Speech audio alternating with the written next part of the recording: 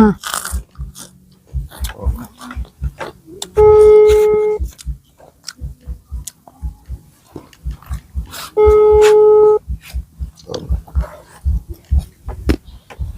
ฮัลโหลโดยสบายดีไอ้นี่บอต้าเด้อ จ้า อันน้องอยากให้อันไอ้ลองไล่อันสังกะสีให้นะอยากฮู้ราคาสินะ เด็กแมทนะ อันเฮือนนั่น8 เมตร 60กับ7 เมตร 60ความยาวนั่น8 เมตร 60ความกว้างนั่น7 เมตร 60 760พูดร้อยชาพูดเก้าโอเค8,200 8,200 บาทบ่ นั่นแหละ อ๋ออันนี้คืออันเกรดกลางบ่หรือว่าอะไร เจ็ดกลางไง อ๋ โด อ นมุ้งเม็ดหนึ่งอะไง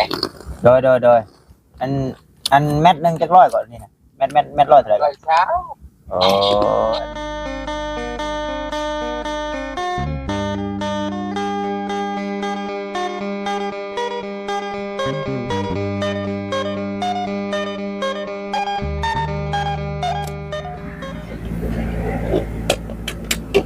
เมื่อวานนี่คลิปแรกไปอันเฮือนน้องอันงาวานนี่บ่มีเสียงไม่พอดีซอดแล้วพากเสียงเอาหน่อยโอ้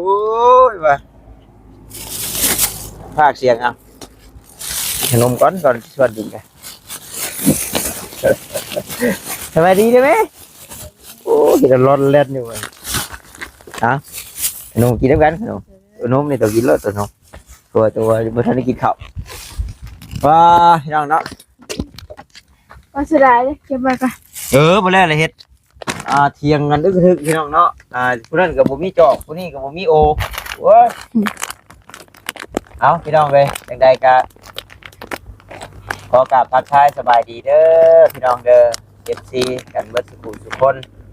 บ่ว่าอยู่ทางฝั่งลาวฝั่งไทยหรือว่าทางต่างประเทศนำการยินดีต้อนรับเข้าสู่ช่องของบ่ตาบ้านเฮาคือเก่าเนาะพี่น้องเนาะคลิปนี้ก็สิพาน้องน้อยเพิ่นออกให้งานก่อนพี่น้องเนาะสิบ่ท่าถ้าพ่อกับถ้าแม่แล้วดอกสิพาน้องน้อยเพิ่นชวนรถดินคูณนะเฮาเอาอยู่บ่นั้นกุกกิ๊กน่ะเนาะมนุษย์จะว้าวอยู่ไกลเอาบ่กุกกิ๊กหั่นสุกมาใส่พูดละ10ล้อสิบ่แล้วบ่ไอ้ขนมนี่แต่ว่าเพิ่นห่วยเองว่าจัก มา เนาะยังผสมกันได้บ่แม่นของโรงงานดอกเอ้าพี่น้องนี่นะจักขนมนี่แน่ ส่วนผสมมา ที่ว่าเป็นให้กินผสมกันทีละเดี๋ยวนะ มาแม่นดอกแต่มันหวานๆเนาะเค็มๆหวาน ถึงก้อนเมื่อถ้าง่ายเพราะว่าเราแม่เพื่อนทั้งเข้าไปหน้าที่หนึ่งน้อยไม่ได้แต่พอยางมาฮอต ๆนี่แหละ กับแล้วมันขึ้นภาพขึ้นผลอยู่ กินจก ว่ากันยังเมื่อวานเขาว่ากันยังเมื่อวาน ลืม เขากลัวไหมคุณผู้ชม ลืม คือดี ถ้าแม่แล้วว่าได้แล้วว่าไม่ให้เด้อ โอ้ลืม โอ้ย ลืม เอาอย่าง แข็ง น่ะใช่อ่ะ ลืมอยู่บ้าน โอ้ยแล้วนี่ลูก มือใหม่มือขึ้นออกแล้วค่ะแล้ว มาด่าคลองอยู่ มือใหม่ ว่าฝนตกหยิบมาซักเลยเจ้าก็หาซักแถวเลยว่าจะบุเพลงว่า นั่นแหละเฮาอยู่คือแบบนี้กัน ก็แจงจริงไงเครื่องอยู่ประจำเลยใหม่ใช่ไหมซักเลย มั่วมันร้ายฉันแบบ ร้ายป่ะ ร้ายควาย คือทางงานงานแบบมันเป็นธงเป็นเรื่องไปเลยนะพี่น้องเนาะ นั่นนะคนอยู่เถียงกันติดกันเลย แล้วก็ว่างานให้หน้าไอ้กระพูกนะมัวไผ่ของมัน ก็คือน้องน้อยมันยังมีดอดมีปลาอยู่นี่คนเลยปล่อยมาเลี้ยง นั่นน่ะ คนปล่อยมาเลี้ยง ทางนั้นมันไปช่วยมีป่าเนาะมีป่ากับบ่นา ร่วงเลยคือทางหน้าอ้ายนี่มันย่างเผ็ดหน้าเลยบ่มีได้งัวสิเป็นยาดำให้เราบ่มี มีทางเขา บ่นี่เริ่มปลูกแล้วอืม มันเป็นดอนเลย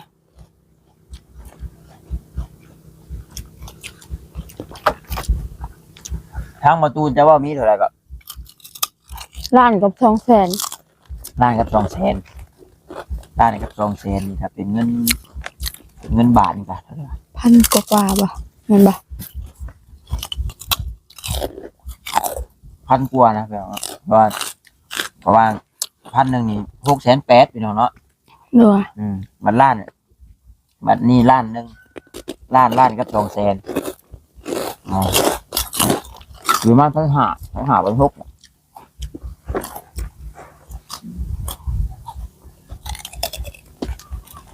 ต้องนิ้วเด็ดแล้วว่าเท่าไหร่ 5,000บ่ 5,000แสดงว่าหมื่นนี่ได้จ้ะน้ำบอต้าก็4แหละเรื่องเนาะน้ำบอนิ้ว5,000หลักหมื่นนี่ได้นี่บัดน้องผัดไชัยได้จ้ะคือได้ยินแล้วว่า4 ล้านบ่ ยังเหลือ ล้านแหละ ยังเหลือเท่าไหร่ก็บ้านถ้าลืมล่ะ เขาบอกบ่ บอกเหลือล้านเท่าไหร่ล้าน8บ่ เออแต่ค่าสร้างนี่บ่ทันจ่ายบ่ให้แล้วบ่ เพิ่นเบิกว่าละ4,000 เบิกกี่พันแล้วเพราะว่าบอต้าบ่ฮู้นำได้พี่น้องเนาะเรื่องโครงหลังคาเรื่องดินทางโอ้กระดาษก็บ่ได้คอยมีงานอหยังดอกพี่น้องเนาะแต่มื้อนี้แหละเดี๋ยวครับเอาไปเดี๋ยวบอต้าสิเอาให้ทางห้างเป็นไล่ให้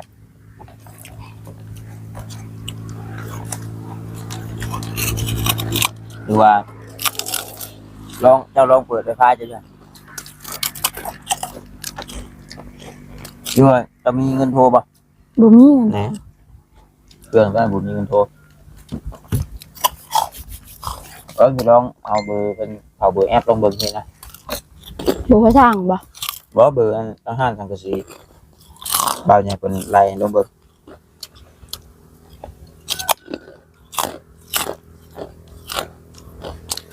หน้าไฟฟ้าจะเลย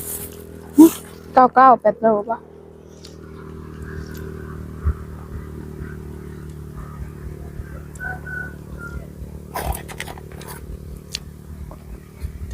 บ่ฮึบ บ่ถึกใช่บ่ ตัวนี้เหรอ เออใช่สแกนเอาวะ เขียนให้แล้วเห็นเบิ่งอ่ะคนมาจักฮะสแกนแล้วป่ะเนี่ยเอาแล้วป่ะเนี่ยไหนเห็นได้ไหม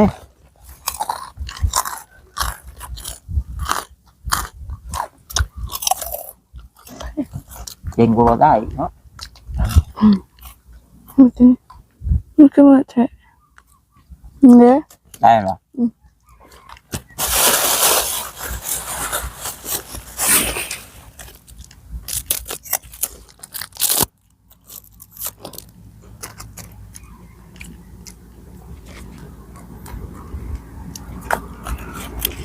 เดี๋ยวส่งกว้างบนยาวก่อนบอกเพื่อนน้อยๆไปให้เราเลยให้เราไล่เอาเบิกเนาะให้เราไปลงกินว่าไอ้เคยอันมาสร้างไม้สตาร์ทเด้ เลย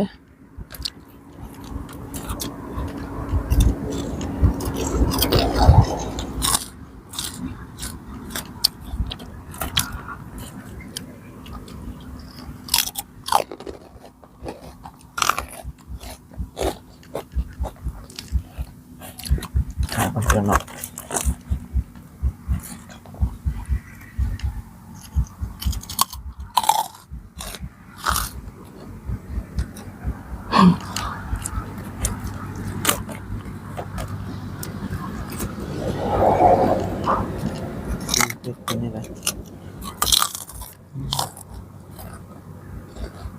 แอปนี่ก็เฮาบริษัทโดนนี่ก็อันนี้เนาะ ใช่เพราะว่าก็เป็นคือกันได้ บริษัทโดนแล้วหายเนาะสิ่งที่เคยแชทนะ นี่ล่ะ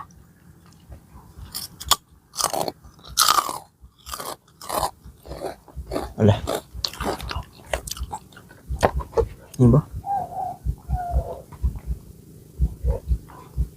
เอามา บริสุทธิ์ได้หาซองเป็น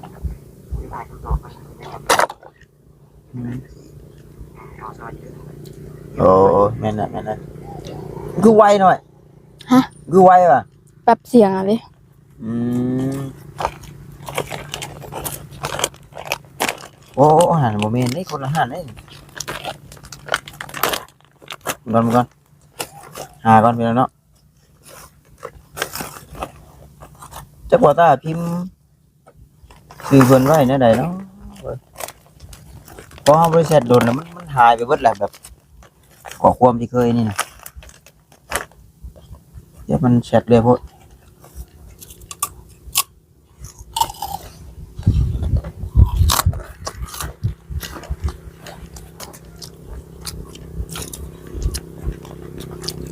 นี่มั้ง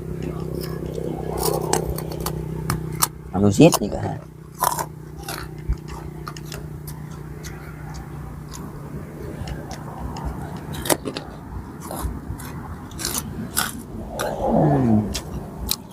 ไปชนีนี่ก็ ฮะ ไปชนีเหรอ เป็นยังมันยังคือนะ ไปชนีนะ อืม ส่งเอกสารนู่นนี่นั่นเด้ อืม มีฮอดพระผู้ใด อืม แม่มซื้อไว้นะปอบพระเด้ อืม เบอร์แล้วนี่ใดเด้ไม่นี่บ่ไม่นี่คนอยู่ซิโนพุ่นไม่แม่นเลยไม่นี่คนอยู่ซิโนพุ่นไม่นี่เบิ่ง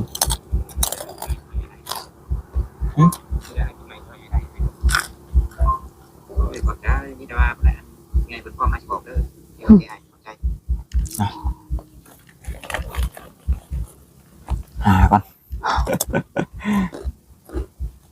ยังกำลังใส่ โอเคตัวนี้โอ้หาเสียงได้ชื่อเสียง ฮะ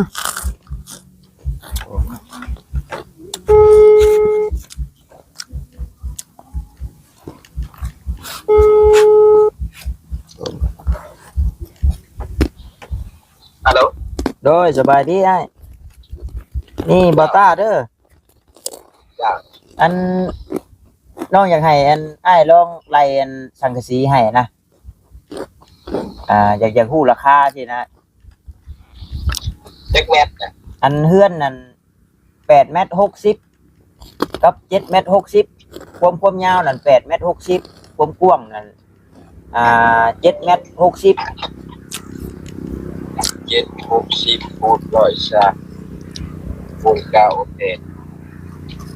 8,200 8,200 บาทบ่ นั่นแหละ อันนี้คืออันเกรดกลางบ่หรือว่าอะไร จิตกลางไง เอ โด อน มุ่งเม็ดหนึ่งนะเนี่ย โดยอันเม็ดหนึงจักร้อยก่อนนี่นะเม็ดร้อยเท่าไหร่ ร้อยเช้า อ๋ออันนี้เกรดกลางเนาะ นั่นแหละ โดยถ้าว่าตัวเม็ด150เนี่ยจ้ะ ตัวเม็ด150ตัวนั้นเม็ด150นี่มันหนักมันสิได้มุ่งมันสิได้ลายใส่ลายแผ่นกว่าตัวนี้ได้ อ๋อ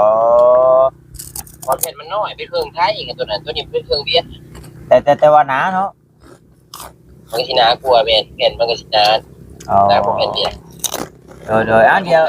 ในท่านก็เดี๋ยวสิล้มกับอันหมู่หลายคนแล้วก็กับเพิ่นสิซอยก่อนเด้อถ้าว่าเพิ่นอาจจังใดเดียวสิสั่งนํโดยโอเคอ้ายขอบใจ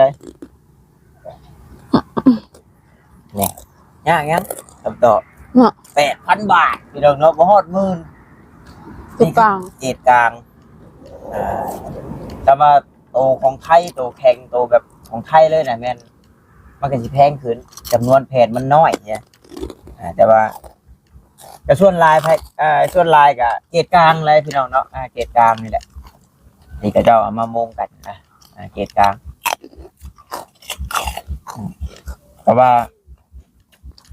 ก็แลกแต่งบนะก็คือเฮามี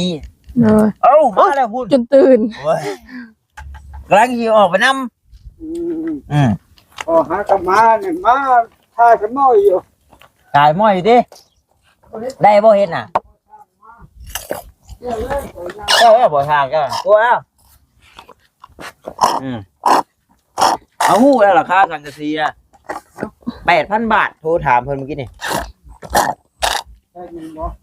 บ่แล้วเบิดเรือนนี่เพราะว่า เอาได้มาซื้อมามันเต็มติ๊บ เฮ้ยลงน้อยหิวอยู่ เต็มติ๊บ เดี๋ยวกูมันเป็นขนมเพิ่มใส่ละขวด ถือมืออีก ซื้อไว้อีก10 กล่องเด็กเอาพอจะพอกิน เจ้ามาแล้วพอดีเขาสิชวนเจ้าพุดอันชวนไปถมบนอันห้องน้ำมา เจ้า แต่ว่าซะเมื่อยก่อนมีแต่ว่าคลิปนี้ก็แจ้งพี่แจ้งน้องพี่น้องเนาะให้ตัดสินใจน้ำกันเบิ่งเนาะให้ตัดสินใจน้ำกันเบิ่งว่า ถ้าเอาตัวเกรดกลางเนาะเกรดกลางของเวียดแต่ก็คือธรรมดาสามัญเฮาใช้ทั่วไปน้ำบ้านเฮานี่แหละพี่น้องเนาะแล้วแม่น 8,000 บาทแล้วอ่ะ 8,000ค่ะ 8,000ถ้วนเลยเด้อ8,000 เลย สำหรับเอาเกรดดีเนี่ยก็เดี๋ยวเราสิไล่จำนวนแผ่นมันให้ใหม่อีก เลย แต่การสิบ่อยู่สิอยู่ในระหว่างหลักหมื่นนี่แหละแต่ว่าตัวของไทยแล้วบ่นี่ เลย สิบ่ลื่นกันหลายดอกสิประมาณลื่นประมาณพันปลายแหละ เล ลื่ ย นน้ำร้อยนะน้องเนาะกระถาล้มกันหลายคนเบิ่งพี่น้องเนาะว่าถ้าบ่ฮู้ว่าผู้ใหญ่เพิ่นเนาะมักแบบใดก็ทีมงานหลายๆคนเนาะเอาแบบใดที่นะแต่ว่าได้คำตอบแล้วเนาะคำว่าเอาตัวที่ธรรมดาตัวกลางแอนแมท120แมท120 เลย ก็มีหลายราคาพอน้ำมันต้าที่มี 4,000 เพียงเนาะหมายถ้าว่า 8,000 นี่ได้อีก 4,000 รูปแล้วแหละได้แล้วบ่ต้องถ่ายโลแล้วได้พอสร้างมากให้แล้วเงินต่อแล้วเลย ได้ทั้งกะสี เนาะ ราคาสั่งเลย เอาค่าสร้างน้องมาใช้ได้เบิดเลย ยังเหลือล้านกว่านี่แหละ กลัว เพราะผู้ทางคนเบิกไปแล้วเด้ เพราะว่าเราระเบิดไป 4,000 เลย แล้วก็ยังอีก4บัด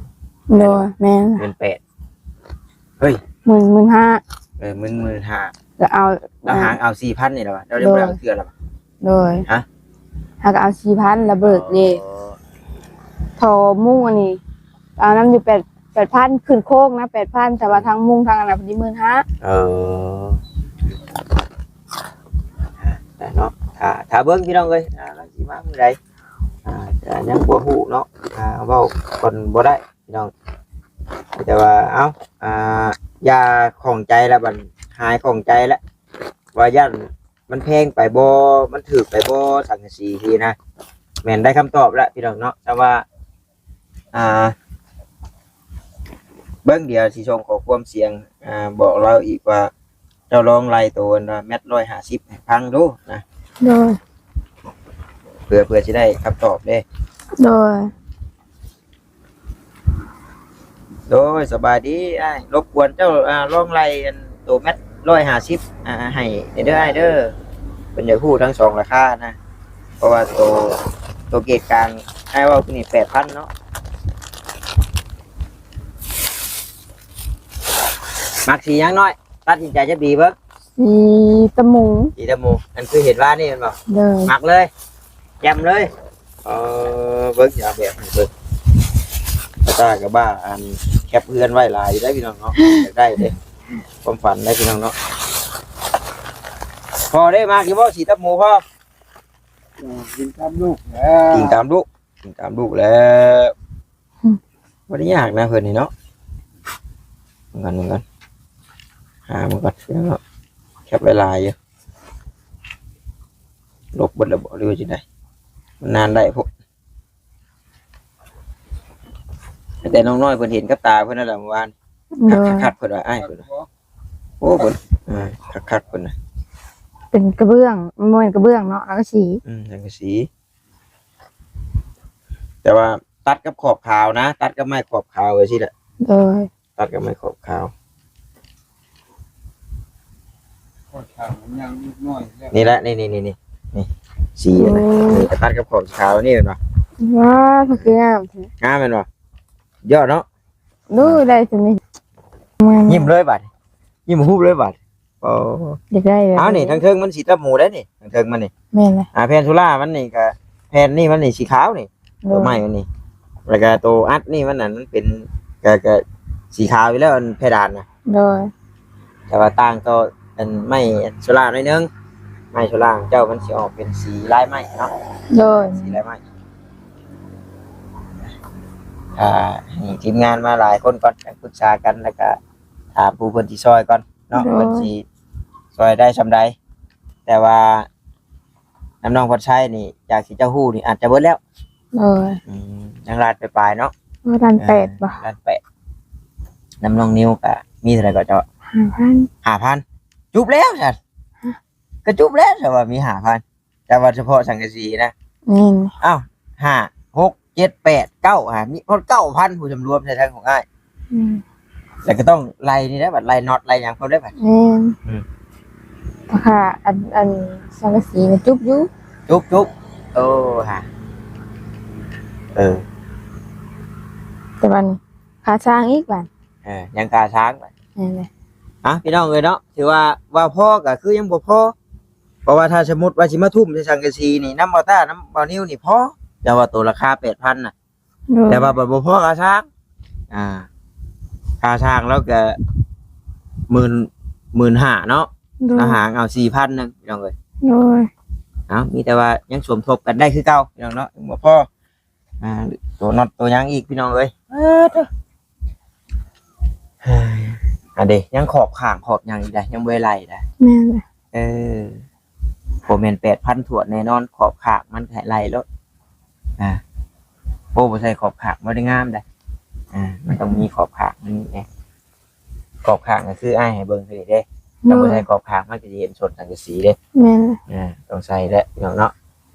แต่จะว่ากันพี่น้องเนาะมิ้นเข้ามาแน่พี่น้องเอ้ยมีแต่พุ่นละคลิปต่อไปยังสิออกให้งาน